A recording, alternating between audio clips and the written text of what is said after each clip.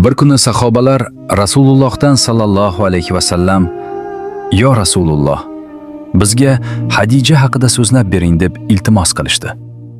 Shunda Rasululloh sallallohu alayhi va sallam dedilar: "Robbim menga juda ko'p ne'matlar ato etdi. Boshimiz uzragi tom, yegan taomimiz, nafas olayotgan havomiz, birga kechirgan kunlarimiz va barcha yaxshiliklar, bularning barchasi Allohning fazlidandir. Alloh taolo mening qalbimga Hadijaning muhabbatini joyladi. Bu muhabbat oddiy dunyoviy muhabbat emas edi. U farzandlarimning onasi, umrim davomidagi eng yaqin hamrohim va sevimli jufti halolim edi. Mana Hadija kim edi?" Yana bir safar ayrim yosh sahobalar: "Yo Rasululloh, bizga Hadija haqida yana gapirib bering" dedilar. Shunda u zot sallallohu alayhi va sallam shunday dedilar: "Uni so'z bilan ta'riflash juda qiyin. Qayerdan boshlashimni ham bilmayman. Uning fazilatlarini to'liq bayon qilishga so'z ojiz. Agar sizlar uni ko'rganingizda, uni taniganingizda edi, uning naqadar ulug' fazilat sohibi ekanini o'zingiz his qilar edingiz." Oysha onamiz raziyallohu anha aytadilar: Rasululloh sallallohu alayhi va sallam Hadija onamiz haqida ko'p eslardilar. U shunday yaxshi ayol edi. Menga qiyin paytlarda madad bergan edi. Meni qo'llab-quvvatlagan edi, deb doimo yaxshilik bilan eslardilar. Bir kuni men: "Yo Rasululloh, u yoshi ulug' ayol edi. Alloh esa sizga undan keyin boshqa juftlar ham ato qildi. Nega hamon uni shunchalik ko'p eslaysiz?" dedim. Shunda Rasululloh sallallohu alayhi va sallam shunday dedilar: "Allohga qasamki, Alloh menga undan ko'ra yaxshiroq juft ato etmadi. Odamlar meni yolg'onchi degan vaqtda u menga ishondi. Hamma meni tark etgan paytda u mening yonimda turdi. Odamlar mendan molini ayagan vaqtda u o'z molini men uchun sarf qildi. Alloh menga undan farzandlar nasib qildi. U men uchun eng buyuk tayanch edi." Oysha onamiz raziyallohu anha aytadilar: Rasululloh sallallohu alayhi va sallam bu so'zlarni shunday ta'sir bilan aytdilarki, men endi Hadija haqida hech qachon no'rin so'z aytmayman dedim. Shundan keyin uni har doim faqat yaxshilik bilan esladim. Mo'minlar onasi Hadija bint Huvaylid raziyallohu anha Qurayshning eng sharafli va e'tiborli ayollaridan edilar. Otalari Huvaylid ibn Asad, onalari esa Fatima bint Zoida edilar. Otalari ba'zi rivoyatlarga ko'ra janglardan birida vafot etgan.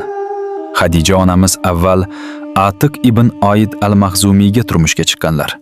U kishi ko'p o'tmay vafot etdi. Keyinroq Abu Holaga turmushga chiqdilar. U ham vafot etgach, Hadija onamiz beva qoldilar. Ular hali yosh bo'lishlariga qaramay Qurayshning eng boy, eng obro'li va tadbirkor ayonlaridan biri edilar. Ko'plab kishilar ularga uylanishni istar edilar. Ammo Hadija onamiz bu masalada juda ehtiyotkor edilar. Asosiy mashg'ulotlari tijorat edi. Ular o'z mollarini ishonchli savdogarlarga topshirib, Shom va Yaman tomonlarga savdo karvonlari bilan yuborar, qaytgach esa foydani kelishilgan tartibda bo'lishar edi. Biroq har bir savdogar ham ularning ishonchini oqlay olmasdi. Shu vaqtlarda Muhammad Rasululloh sallallohu alayhi va sallam halol mehnat bilan tirikchilik qilardilar. Yoshliklarida choponlik qildilar. Keyinchalik savdo bilan shug'ullana boshladilar. Dastlab xaridor va sotuvchilar o'rtasida vositachilik qilib, halol mehnat orqali rizq topardilar. Qisqa vaqt ichida Makka ahli orasida rostgo'yliklari, omonatdorliklari va yuksak axloqlari bilan mashhur bo'ldilar. Shu bois odamlar u zotni As-Sodiq, rostgo'y va Al-Amin, ishonchli deb atay boshladilar.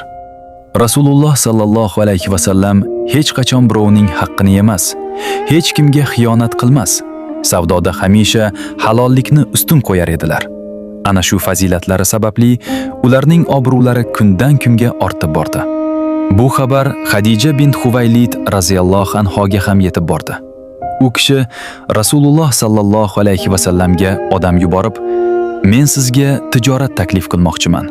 Agar rozi bo'lsangiz, mollarimni Shomga olib borib savdo qilsangiz, foydadan munosib ulush ham olasiz, dedilar. Rasululloh sallallohu alayhi va sallam bu taklifni qabul qildilar. Xadija onamiz o'zlarining ishonchli xizmatkorlari Maysarani ham u zot bilan birga yubordilar. Karvon Shom tomon yo'l oldi. Safar davomida Maysara Rasululloh sallallohu alayhi va sallamning har bir ishlarini diqqat bilan kuzatib bordi. U zotning savdodagi halolligi, odamlarga nisbatan mehribonligi, muomaladagi go'zal xulqlari Maysarani hayratga soldi. Ayrim siyrat kitoblarida keltirilishicha, Maysara bu safarda Rasululloh sallallohu alayhi va sallam bilan bog'liq ba'zi g'ayrioddiy holatlarga ham guvoh bo'lgan. Jumladan, ba'zi rivoyatlarda aytilishicha, bir rohib Rasululloh sallallohu alayhi va sallamni ko'rib, u zot haqida "Bu insonning kelajagi ulug'dir" degan mazmunda so'z aytgani zikr qilinadi.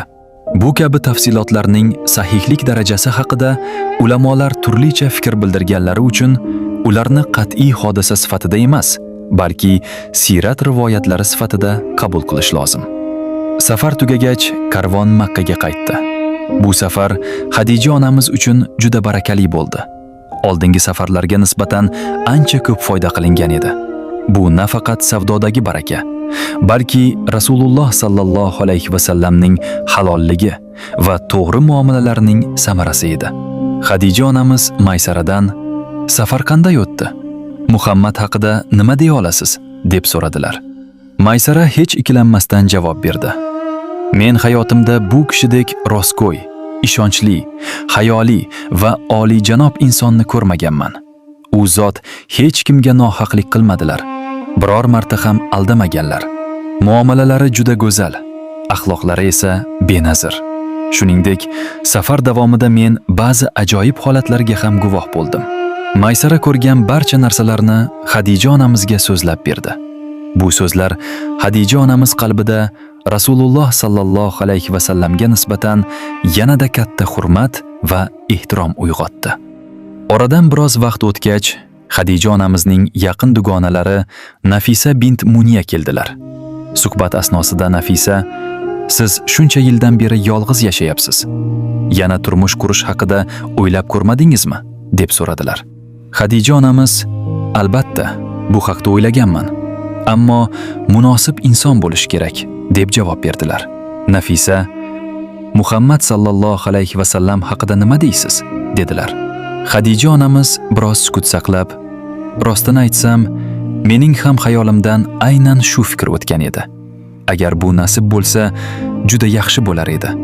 Ammo buni qanday amalga oshirish mumkin?" dedilar.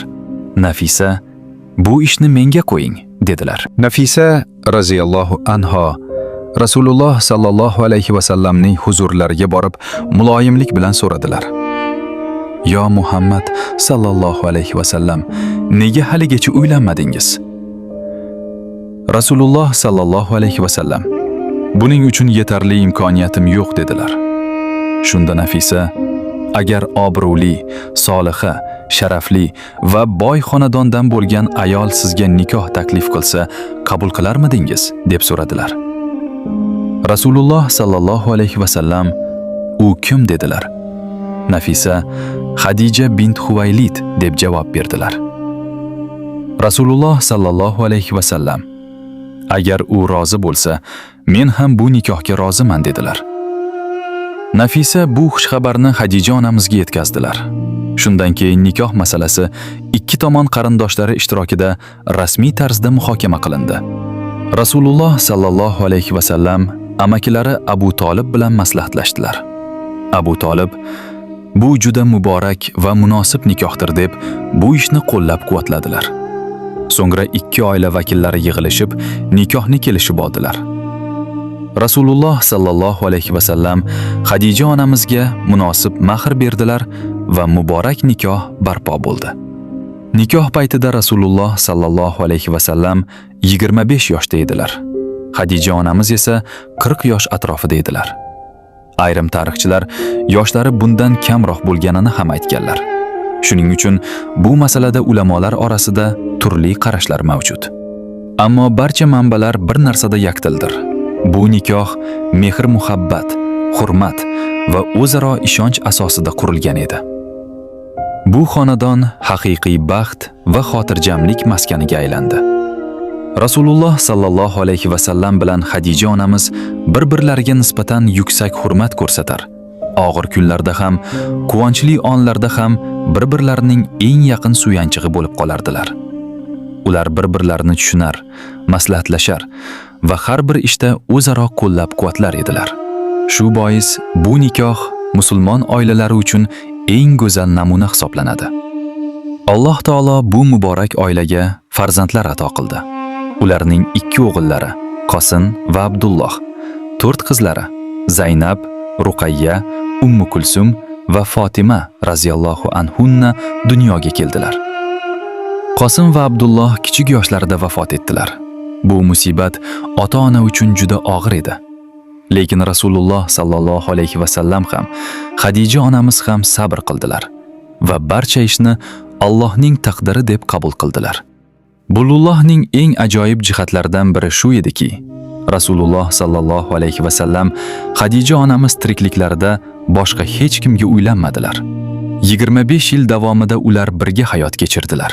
Bu yillar muhabbat, mehr-oqibat, sadoqat va o'zaro hurmat bilan o'tdi. Rasululloh sallallohu alayhi va sallam Xadija onamizni faqat jufti halollari sifatidagina emas, balki eng yaqin do'stlari, maslahatchilari va hayotdagi eng katta tayanchlari sifatida ham qadrlar edilar. Xadija onamiz esa har bir vaziyatda u zotning yonida turib, quvonchlarini ham, tashvishlarini ham birga bo'lishdilar. Ularning oilasi Qur'onda ta'riflangan mavaddat, mehr-muhabbat va rahma, mehribonlikning yorqin namunasi edi. 25 yil davomida Rasululloh sallallohu alayhi va sallam va Xadija onamiz raziyallohu anha baxtli oila qurdilar. Rasululloh sallallohu alayhi va sallam 40 yoshga yaqinlashganlarida yolg'izlikni va tafakkur qilishni yaxshi ko'ra boshladilar. Makka ahlining butparastligi, adolatsizligi va axloqiy buzuqligi u zotni qattiq o'ylantirar edi. Shu sababli vaqti bilan Makka yaqinidagi Hiro g'origa chiqib, Allohga ibodat qilar, tafakkur va ta'ammul bilan mashg'ul bo'lar edilar. Xadija onamiz bu holatni to'liq tushunar va doimo qo'llab-quvvatlar edilar. U zot uchun oziq-ovqat tayyorlab berar, zarur paytlarda Hiro g'origa olib chiqar edilar. Ramazon oyida Hiro g'orida bo'lgan kunlarning birida Jabroil alayhissalom Rasululloh sallallohu alayhi va sallam huzurlariga keldilar. Farishta, o'qing dedilar. Rasululloh sallallohu alayhi va sallam men o'qiy olmayman deb javob berdilar. Bu holat 3 marta takrorlandi. So'ng Jabroil alayhissalom Alloh taoloning ilk nozil bo'lgan oyatlarini o'qidilar. O'qi, yaratgan Robbingning nomi bilan o'qi. U insonni laxta qondan yaratdi. O'qi, Robbing eng karamli zotdir. U qalam bilan ta'lim berdi. Insonga bilmagan narsalarni o'rgatdi. Aloq surasi 1-dan 5-oyatlar. Shu tariqa payg'ambarlik boshlandi. Rasululloh sallallohu alayhi va sallam bu buyuk voqeadan qattiq hayajonlandilar. U zot darhol uylariga qaytib, meni yopinglar dedilar. Xadija onamiz darhol u zotni yopib tinchlantirdilar. Rasululloh sallallohu alayhi va sallam bo'lib o'tgan voqeani to'liq aytib berdilar.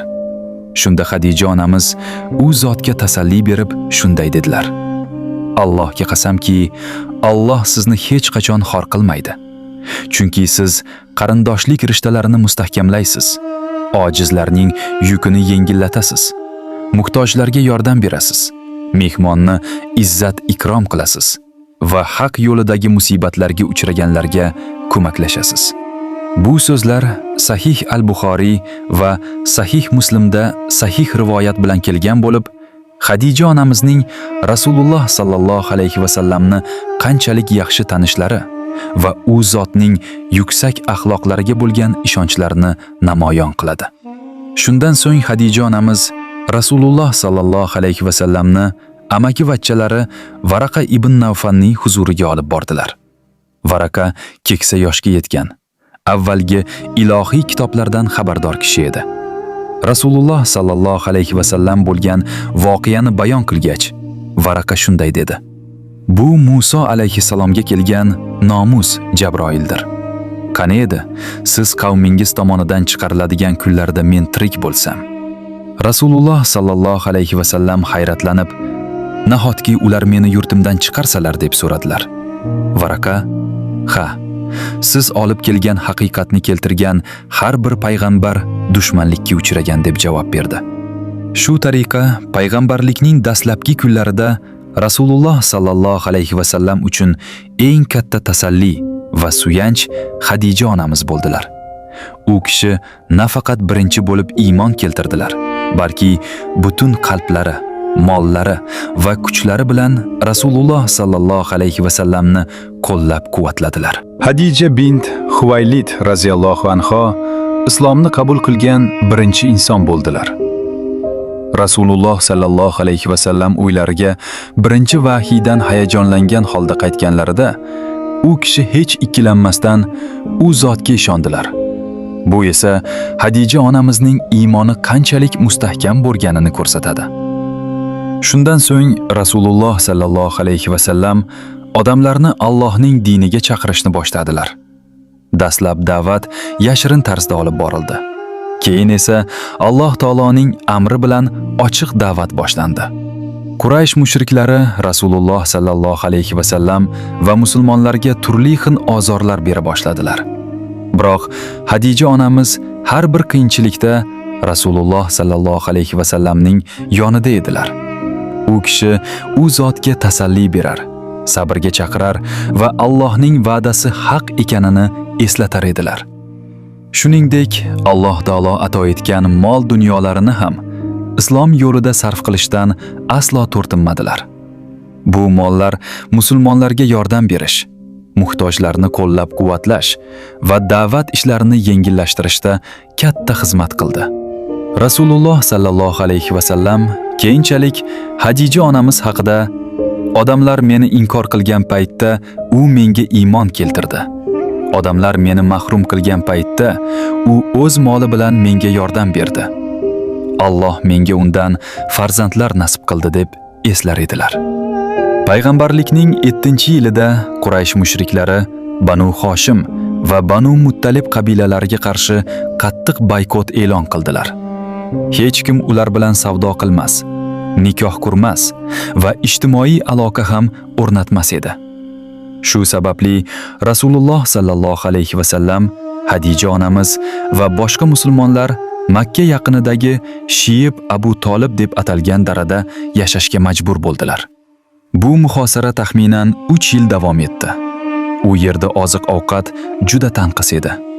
Musulmonlar qattiq ochlik va mashaqqatni boshdan kechirdilar. Shunday bo'lsa-da, Xadija onamiz sabr bilan barcha qiyinchiliklarga bardosh berdilar. U kishi boylik va rohatni emas, Allohning roziligi va Rasululloh sallallohu alayhi va sallamning yonida bo'lishni afzal bildilar. Boykot tugagach, musulmonlar Makkaga qaytdilar. Biroq 3 yillik mashaqqat Xadija onamizning salomatliklariga qattiq ta'sir qildi. Ko'p o'tmay, payg'ambarlikning 10-yilida Xadija bint Huvaylid raziyallohu anha vafot etdilar. Bu Rasululloh sallallohu alayhi va sallam uchun juda og'ir musibat edi. Chunki u zot eng ishonchli suyanchlaridan, hayot yo'ldoshlaridan va islomning ilk kunlarida eng katta yordamchilaridan ayrilgan edilar. Xuddi shu yili Rasululloh sallallohu alayhi va sallamning amakilari Abu Tolib ham vafot etdilar. Ikki buyuk tayanchdan ayrilgani uchun bu yil siyrat kitoblarida Omul Huzn, g'am yili deb nomlangan. Xadija onamiz raziyallohu anha hayotlarining oxiriga qadar iymon, sabr, vafodorlik va fidoyilikning eng oliy namunasi bo'lib qoldilar. Xadija bint Huvaylid raziyallohu anha vafot etganlaridan keyin ham Rasululloh sallallohu alayhi va sallam u kishini umrlarining oxiriga qadar mehr va ehtirom bilan eslab yurdilar. Oysha raziyallohu anha aytadilar: "Men Rasululloh sallallohu alayhi va sallamning boshqa xotinlardan hech biriga Xadijaga rashk qilganimchalik rashk qilmaganman. Holbuki men Hadijani hech qachon ko'rmagan edim. Rasululloh sallallohu alayhi va sallam u kishini juda ko'p eslardilar. Oysha onamizga aytadilar: ba'zan Rasululloh sallallohu alayhi va sallam qo'y so'ydirsalar, uning go'shtidan Hadija onamizning dugonalariga ham yuborishni buyurardilar. Bu Rasululloh sallallohu alayhi va sallamning vafodorliklari va o'tgan yaxshilikni hech qachon unutmaganlarning yorqin namunasidir. Bir kuni Oysha raziyallohu anha: siz Hadijani shunchalik ko'p eslaysiz. Axir Alloh sizga undan keyin boshqa juftlar ham ato etdi-ku, dedilar. Shunda Rasululloh sallallohu alayhi va sallam shunday dedilar: Allohga qasamki, Alloh menga undan ko'ra yaxshiroq juft ato etmadi. Odamlar meni inkor qilganlarida u menga iymon keltirdi. Odamlar meni yolg'onchi deganlarida u meni tasdiqladi. Odamlar meni mahrum qilganlarida u moli bilan menga yordam berdi. Alloh menga undan farzandlar nasib qildi. Bu hadis Hadija onamizning Rasululloh sallallohu alayhi va sallam nazdidagi ulug' maqomlarini yaqqol namoyon etadi. Hadija onamizning fazilatlarini ko'rsatuvchi eng buyuk bashoratlardan biri Jabroil alayhissalom orqali kelgan. Bir kuni Jabroil alayhissalom Rasululloh sallallohu alayhi va sallamga: "Mana, Hadija kelmoqda. Uning qo'lida taom yoki ichimlik bor, idish bor. U kelganida unga Robbidan va mendan salom ayting. Uni jannatda shovqin suron ham, mashaqqat ham bo'lmaydigan gavhardan qurilgan bir uy bilan xush xabar bering", dedilar. Bu sharafga erishgan ayollar juda o'z bo'lgan. Alloh taoloning o'zi Hadija onamizga salom yo'llagani u kishining qanchalik ulug' maqom sohibasi ekanini ko'rsatadi. Rasululloh sallallohu alayhi va sallam yana shunday dedilar: Jannat ayollarining eng afzallari 4 tadir. Maryam bint Imron, Fir'avnning xotini Osiya bint Muzohim, Hadija bint Huvaylid va Fatima bint Muhammad.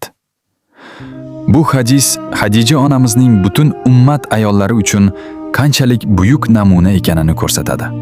Hadija bint Huvaylid raziyallohu anha nafaqat Rasululloh sallallohu alayhi va sallamning birinchi jufti halollari, balki islomning birinchi mo'minasi, Rasululloh sallallohu alayhi va sallamning eng ishonchli suyanchig'i, moli va joni bilan dinni qo'llab-quvvatlagan birinchi ayol va barcha mo'minalar uchun ibrat namunasidir.